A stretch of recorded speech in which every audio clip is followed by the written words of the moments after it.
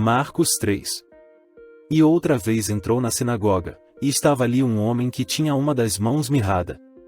E estavam observando se curaria no sábado, para o acusarem. E disse ao homem que tinha a mão mirrada: levanta-te e vem para o meio. E perguntou-lhes: é lícito no sábado fazer bem, ou fazer mal? Salvar a vida, ou matar? E eles calaram-se.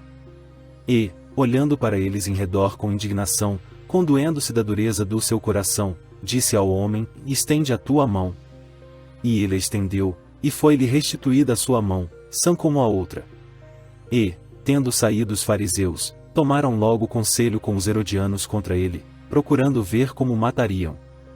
E retirou-se Jesus com os seus discípulos para o mar, e seguia uma grande multidão da Galiléia e da Judéia, e de Jerusalém, e da Idumeia, e de além do Jordão, e de perto de Tiro e de Sidom, uma grande multidão que, ouvindo quão grandes coisas fazia, vinha ter com ele. E ele disse aos seus discípulos que lhe tivessem sempre pronto um barquinho junto dele, por causa da multidão, para que o não oprimisse. Porque tinha curado a muitos, de tal maneira que todos quantos tinham algum mal se arrojavam sobre ele, para lhe tocarem. E os espíritos imundos vendo, prostravam-se diante dele, e clamavam, dizendo: tu és o Filho de Deus. E ele os ameaçava muito, para que não o manifestassem. E subiu ao monte, e chamou para si os que ele quis, e vieram a ele. E nomeou 12 para que estivessem com ele e os mandasse a pregar.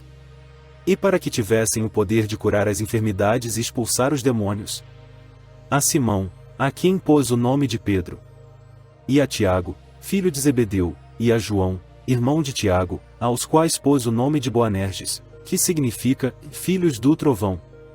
E a André, e a Filipe, e a Bartolomeu, e a Mateus, e a Tomé, e a Tiago, filho de Alfeu, e a Tadeu, e a Simão, o cananita. E a Judas Iscariotes, o que o entregou. E foram para uma casa.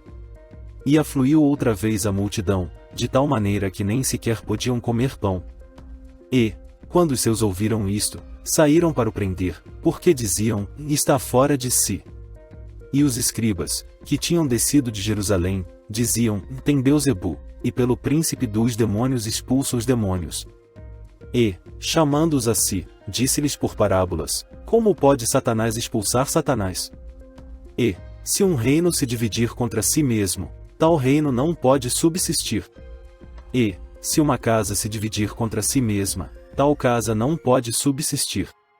E, se Satanás se levantar contra si mesmo, e for dividido, não pode subsistir, antes tem fim. Ninguém pode roubar os bens do valente, entrando-lhe em sua casa, se primeiro não maniatar o valente, e então roubará a sua casa. Na verdade vos digo que todos os pecados serão perdoados aos filhos dos homens, e toda a sorte de blasfêmias, com que blasfemarem.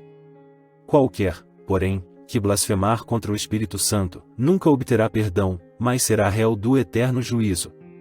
Porque diziam: tem espírito imundo. Chegaram, então, seus irmãos e sua mãe, e, estando fora, mandaram-no chamar. E a multidão estava sentada ao redor dele, e disseram-lhe: eis que tua mãe e teus irmãos te procuram, e estão lá fora.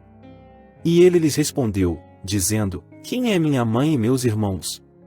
E, olhando em redor para os que estavam assentados junto dele, disse: eis aqui minha mãe e meus irmãos. Porquanto, qualquer que fizer a vontade de Deus, esse é meu irmão, e minha irmã, e minha mãe.